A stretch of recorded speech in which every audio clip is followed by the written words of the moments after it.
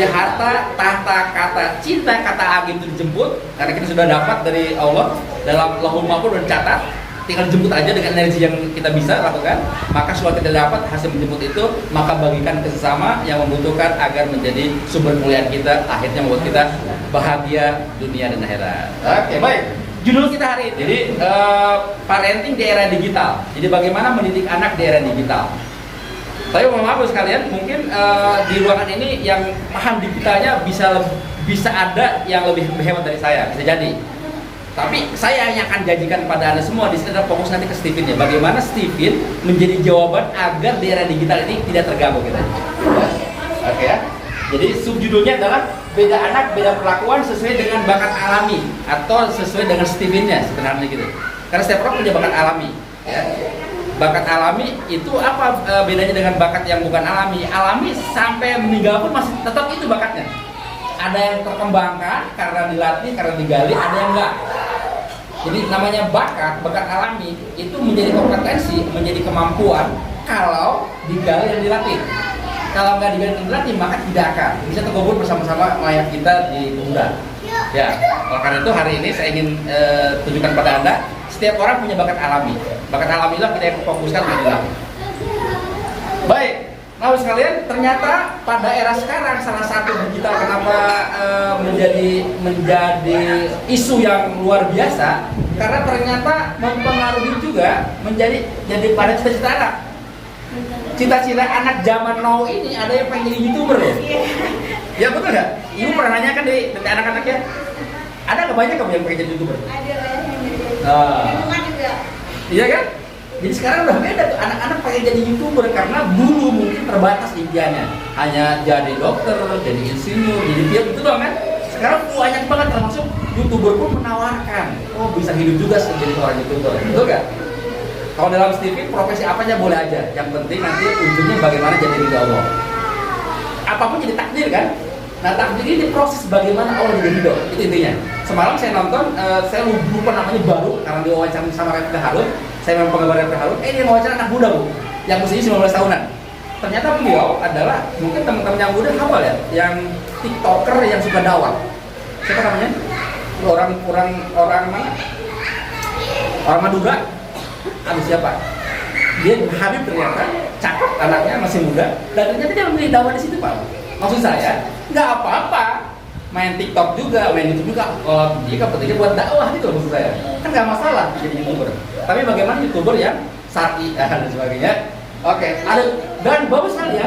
Ketika bekerja pun perusahaan itu mencari data Anda, mencari karakter Anda dari YouTube, dari medsos. Kini medsos jadi pertimbangan rekrutmen mereka. Stalking ya namanya, stalking ya. Kita cari nih apa statusnya, suka ngeluh nggak orangnya. Lebay enggak gitu, cari di situ. Diputuskan dia diangkat karena salah satunya dilihat karikatur di medsos. Maksud saya, bos sekalian, ini kan harus dihindari lagi. Saya sekarang rekam kenapa? Buat YouTube nantinya. Betul nggak? Saya ngomong sekali ini bisa banyak orang yang ngomong. Di sini yang dengar kan beberapa orang aja. Kalau ini penting bagus, saya share ke medsos saya di YouTube saya, bisa ribuan yang nonton kan? Betul nggak? Nggak apa-apa, pakai aja bu, maksudnya jangan jadi alergi, betul nggak? Jangan sampai alergi. Anak kita pun mungkin di sana bisa jadi punya karirnya ya. Baik. Nah penggunaan dawai dalam pengasuhan ini dari sebenarnya Ida Risma mengatakan bahwa ternyata teman belajar itu lumayan masih besar, 7%, ya. 50% main game, ngasuh anak nih, ya menggunakan dawai itu untuk belajar. 7%, untuk main game 50%, 17% itu lebih parah pak menurut saya pak. Ini orang tua yang parah menurut saya. Biar anteng aja, biar nggak repot pokoknya menonton apa terserah gitu. Pokoknya itu ada pak bu, faktanya. Bukan orang golongan sini ya, orang golongan sini pasti orangnya berpikirnya menurut saya udah positif ke pendidikan buat anak. Diperhatikan, buktinya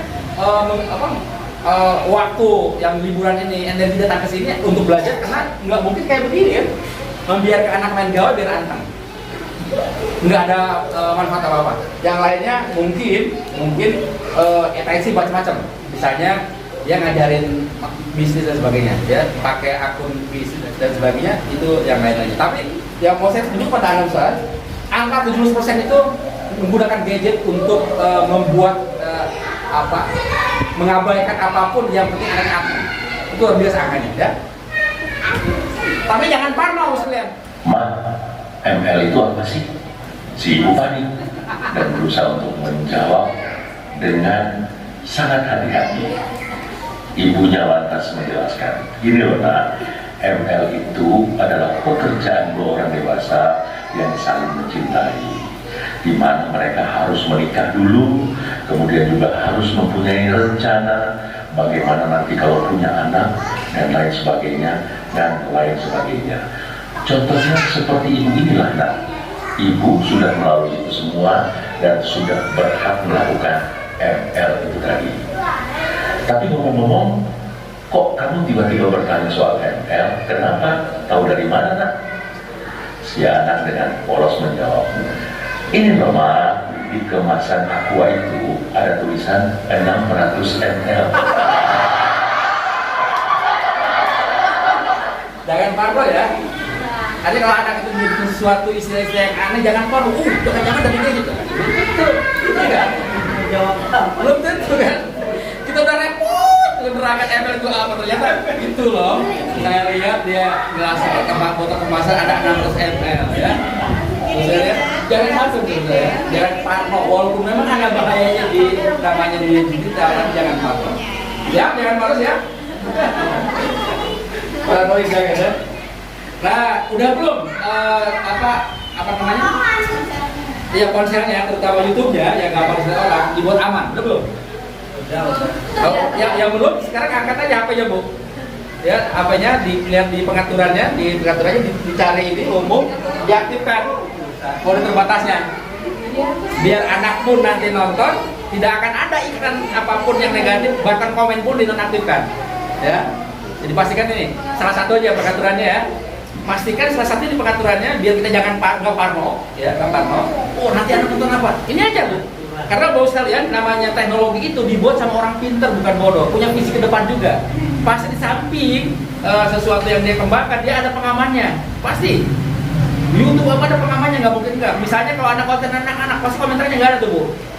Karena khawatir dibully kan, anak-anak tampil pasti dia nonaktifkan tuh komentarnya sama YouTube-nya langsung. Maksud saya maksudnya kita harus cerdas itu di media sosial sehingga tidak parno. Ya, salah satunya adalah membuat agar tidak parno dengan informasi, maka dinonaktifkan bagian metode terbatas buatnya. Sudah pandai belum? Oke. Coba dicari pokoknya ya. Nanti di pengaturan ada umum, klik umum lalu cari di sini. Di paling bawah metode terbatasnya dinonaktifkan. Diaktifkan. Baik. Nah, ini saya kutip salah satu menurut saya sahabat Nabi itu banyak, yang utama ada 4 dan dari yang 4 itu yang menurut saya yang fokus pada keilmuan adalah ini. Ke masa depan adalah Ali bin Abi Thalib. Ya, yang mengatakan didiklah anakmu sesuai dengan zamannya, bukan zamanmu karena ia hidup di zamannya. Jadi kita nggak boleh alergi dengan digital, nggak boleh alergi dengan HP. Ya, nanti ada aturannya bagaimana caranya. Salah satunya tadi di YouTube-nya diaktifkan mode terbatasnya ya. Yang belum nanti di istirahat kita boleh ya. Kalau yang belum nanti boleh nanya ke Om juga udah tahu. Jadi saya juga alhamdulillah sudah melakukannya, istri saya sudah lama melakukannya. Dan film barusan tahu nggak? Dikirim sama Allah barusan tadi pagi ya. Yang tadi yang Parno tadi. Saya ada kirim di WA gitu, bukan kirim buat saya, buat grup. Wah, saya bilang pakai nih buat ngajar besok, bukan besok, nanti agak siang. Sungguh-sungguh tadi bukan ya. Baik, ini ya. Jadi ini kan sesuai dengan zamannya, nggak usah ditentang. Zamannya itu bagaimana kita mainkan, gunakan sebagai fasilitas agar kita ini tetap berkembang dan bukan hanya berkembangnya ke arah yang bagaimana Allah maui, ya, ridho Allahnya yang kita pegang, ya, bukan sekedar kita sukses. Bukan bisa sekedar membangun yang mega-mega. Firaun pun bisa membangun yang mega-mega misalnya. Kalau nggak beriman kan percuma juga, betul nggak? Allah jadi itu kan percuma juga kan? Oleh karena itu misalnya jangan khawatir dengan namanya perkembangan gadget ini, pasti teknologi itu ada penyeimbangnya, ada pengamannya. Kita cari saja. Salah satu tadi diaktifkan mode terbatasnya. Nah, kata Ali bin Abi Thalib bahwa anak itu perkembangannya dibagi 3 bagian 7 tahunan. Ada yang menyebut juragan, ada yang menyebut raja. 7 tahun pertama anak itu raja. Kayak raja gimana sih? Semuanya disuplai, semuanya diikuti lah, seolah-olah kayak raja lah, kayak raja. Tentu saja yang positif ya. Tentu saja anak bisa nyaringnya, tapi dia kayak raja. Lalu 7 tahun kedua, yaitu 7 tahun mulai SD sampai SMA, 14 ya, SMP ke SMA, ya kelas 3 SMP, itu menjadi tawanan. Strike gitu, semua harus diatur semuanya tuh. Karena dia masa agak labil kan. 7 tahun ketiga itu menjadi teman, kawanan atau menjadi sahabat. Itu Ali bin Abi Thalib yang ngomong loh, bukan saya. Kebenarannya itu pasti dijaga sama Allah. Dia kan masuk surga pasti kan. Nggak mungkin namanya salah. Melebihi profesor yang ada sekarang menurut saya. Betul nggak? 7 tahun pertama tawanan, Joseph juragan. 7 tahun kedua adalah tawanan, 7 tahun ketiga adalah kawan. Jadi 7 tahun, 14 tahun, 20 tahun. Ya, kita usahanya kan, maka menurut saya ini keren menurut saya. Udah kuliah jadi sahabat anak itu, kalau sudah kuliah, bukan lagi kayak tawanan. Ya, kita sudah aman. Dia main pun sudah aman karena tanaman di awalnya sudah kuat. Kayak gitu fondasinya ya. Baik.